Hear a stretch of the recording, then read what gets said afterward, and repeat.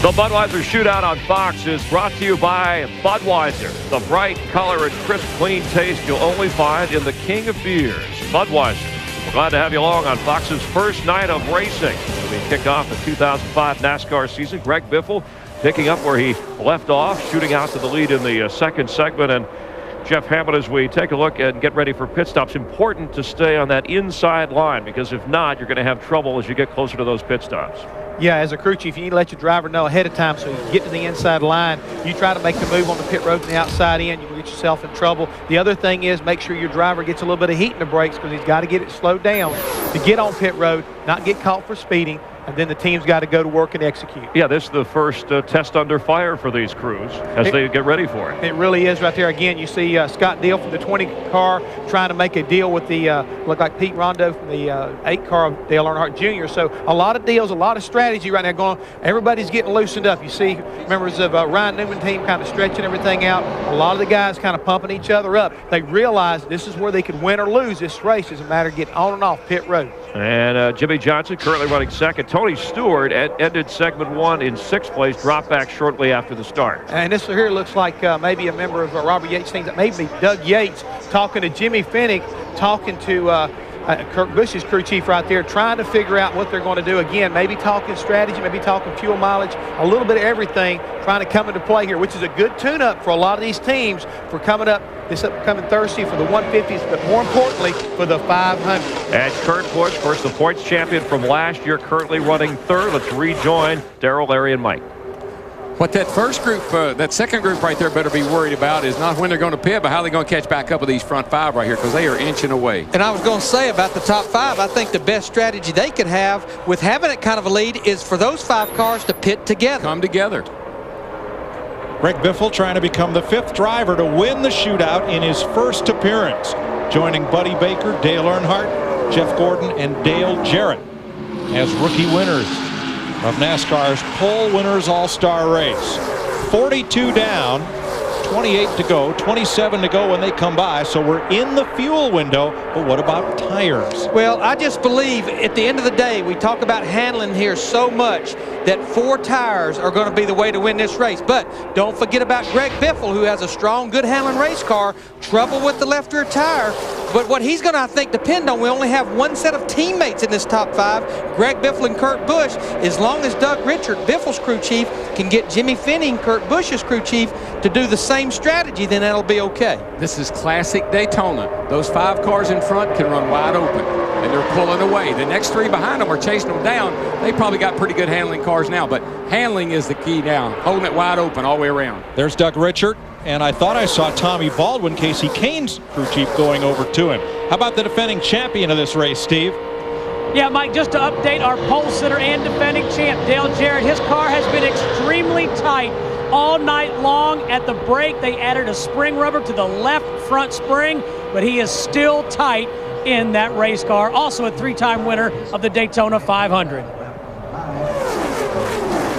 Now, those 3 cars right behind the top 5, they were lined up, which is Brian Vickers in the 25, his teammate Jeff Gordon in the 24, Mark Martin in the 6. In about a half a lap, they caught that front 5. And that's good news for Jimmy Johnson in the 48 running second. Now he's got teammates that could come to the pit road together. 2 teammates. And now Mark Martin, remember, he has teammates of Greg Biffle and Kurt Busch up there. An 8-car string. Then Joe Nemechek and Bobby Labonte, and now the whole field is trying to get single file in hopes of keeping tabs on the leaders. That's the only way you will keep tabs on the leader. But this is because they've all been told we're within a certain number of laps of pitting. Let's get ourselves in position. In position means get single file. But I can't iterate enough what Jeff Hammond was talking about. When we come down to this pit stop, these guys know it's a one-shot deal. You hope you have to make no adjustments, and you have to be on your game on this pit stop. Yeah, and the big problem you got is getting on pit road. When you come off the track, you run 190 miles an hour, you got to whoa that thing down and have it down to 55 at the commitment line. And Darrell, if you're thinking about 2 tires, your driver cannot slide those left side tires and flat spot them. You'll be in real trouble. The most important thing about the whole sequence, make no mistakes. And that's a lot to ask the guys that haven't made a green flag pit stop since last November. Matt? Chad Canals just told Jimmy Johnson, pit next time by. His teammate Jeff Gordon concerned about fluid on the windshield. They will pull a tear off. Guys, what will ease the congestion on pit road? Unlike a normal race, there are open stalls between each pitting car. And Matt, what Jimmy Johnson's doing, Chad Canals, they're going to take advantage of fresh tires at the most, splitting the run down the middle. Steve. Larry Mack, the 97 of Kurt Busch is going to come in this time, as is Greg Biffle in the 16. Kurt Busch said his temperature is up to 260 degrees. One car in the grass is Vickers. They're 4 wide coming past the commitment line. Greg Biffle in the 16, he slid the tires just like Rusty Wallace in the 2 and Brian Vickers as well. Kurt Busch getting service. They will make a 4-tire stop. They took a piece of tape off the grill to cool it down. Jeannie. Well, serious discussion in the 16 pit of Greg Biffle what to do about the tires. A problem with that left rear side. Crew Chief Doug Richards saying, we're going for 4, guys. We're going for 4. Matt? The 12 is already away. The 19's away. Jimmy Johnson picks up 4 tires. His car was a touch loose in places. He'll have the 8 car right behind him leading pit road. Yeah, Junior took 4 tires, but the 12 of Ryan Newman took just 2, so he left the pits a lot earlier. 11 cars stopped on this lap. One of them, Brian Vickers, is still there. Not sure if he's being held by the NASCAR official or if they're still working on that car. Or did he break it? Let's see. Watch that black 25 as everybody locks them up here. They're trying to get down to 55 miles per hour at that cone. And I think that right there is what changed Doug Richards' mind. Hey, I have to change 4 now. He slid the left side tires in the 16. Now to update you on this next lap, only 1 car stopped, Ken Schrader.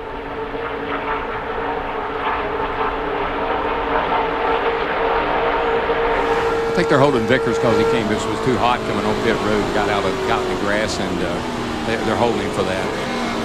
See him right there, sliding those tires, trying to make sure, trying to get single file as well as down to 55 miles per hour. And he actually blew the right front tire out. Now on this lap, no one stopped. Now cars can get lapped just as they can when you make a green flag pit stop in a regular distance race. And we anticipate that those other cars right there, they can probably run another 7 to 8 laps, at least on fuel. A broken axle on Brian Vickers that will likely take him out of this race. 7 drivers have yet to pit. Bobby Labonte, as you see him alongside Rusty Wallace there, Labonte's teammate Tony Stewart, Casey Kane, Casey Mears, Ricky Rudd, Bill Elliott, and Dale Jarrett have yet to pit. Jeremy Mayfield is in, and here come most of the rest of them, including the Joe Gibbs teammates. Now this is a second pit stop for Jeremy Mayfield in the 19. He was in a while ago as well. But he didn't stop. Drive-through penalty, I believe, for Mayfield. There's that mistake right there. Yep. It takes him right out of the race. Rudd is in, Stewart, Kane, Labonte. Jeannie? Well, Tony Stewart has been on the radio saying, let's make a deal with somebody, especially the 24, because I believe the 20, myself, the 24 are the fastest cars out here. Of course, getting the fuel and 4 tires, guys.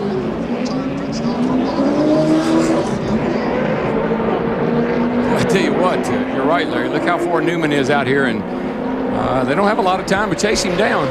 Well, they don't. Ryan Newman in the 12, remember, he changed 2 tires, and right now he has about a 3/4 of a second lead. Only 2 cars have not stopped, and here they come. Casey Mears and Bill Elliott will be the last 2 to visit pit road. And those cars back there lined up, they have 20 laps to run him down, and it's quite a deficit. But remember, he's out there by himself, and he's running quite a bit slower than those guys. Brian Vickers is pushed to the garage where he'll join Jeff Bodine. Pit stops complete. Now we'll run to the checkers.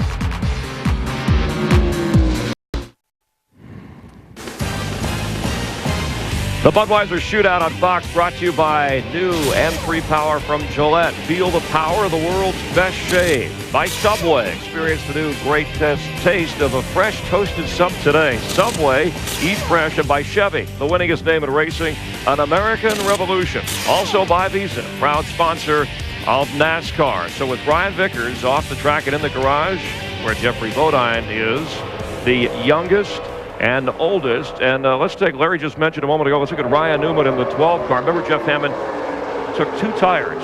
Yeah, 2 tires, and right now they're eating his lunch. Ryan's running about 49-second lap, and Jimmy Johnson, that whole pack behind him, they're down in the 47-50 range, so they're coming on him in a hurry. So when they get to him, I believe they're going to blow right on by, and they're going to say, "See you later, alligator." And Jimmy Johnson's going to be headed to the front. Chris, early in the broadcast, you talked about 5 times the winner of this race.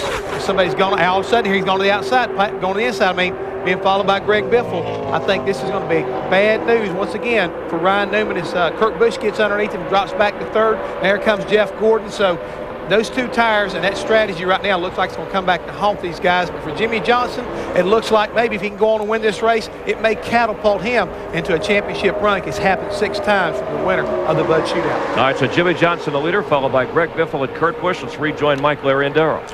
Darrell, 3 laps ago, Ryan Newman had a 3.7-second lead. Was he anything but a sitting duck all alone out there by himself? Yeah, that's what you know. You can't hold off a pack of cars running 47.50 and you're running 49 flat. The big thing he had to do was find a place to do what we said last night, blend in.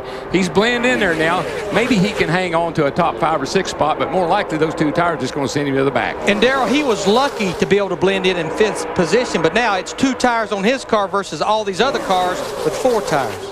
Well, let's go to the new leaders pit. Here's Matt. Picking up radio conversation from the 97, they just warned Jimmy Johnson that the 97, the Kurt Busch, may try to make a move, and the 16 as well, on a corner exit. They told him to watch his mirror. Well, it seems like the 16 has been really strong, particularly off of turn 2, and now that he's got a helper. But let me tell you, the old orange car there, the 24 with the flames on it, if he can get up in there, he and Jimmy Johnson would be hard to overcome. And the first car in the outside lane, Dale Jr., trying to work his way back into the top 5. You know, Junior's car looks like that now that it's fixed, the longer it runs, the better it gets. Seems like he falls back a little bit with the 4 new tires, but now it starts to come up, working good on the outside for him. And Greg Biffle in the 16, he has his teammate Kurt Busch in the 97 trying to push him down that back straightaway. And just remember, this is not big picture racing. This is all about winning. Nobody remembers, nobody cares who finishes second.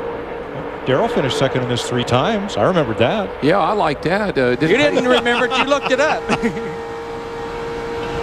Here comes Busch looking now to the outside of Biffle, and he almost squirreled Biffle up. Uh-oh, look what inside, got 12 with him. On that 12, get in there. He did, but Bobby Labonte is further to the inside. Yeah, he timed that bump draft at the wrong place, the wrong time. That wasn't a good spot. And right now, Kurt Busch in the 97's caught in the middle without any help at all. They're blowing by him inside and outside. There's no question he had to lift a little bit off of 4 there, and when he did, to the back he went. You get down around 10 to go, and you have no friends.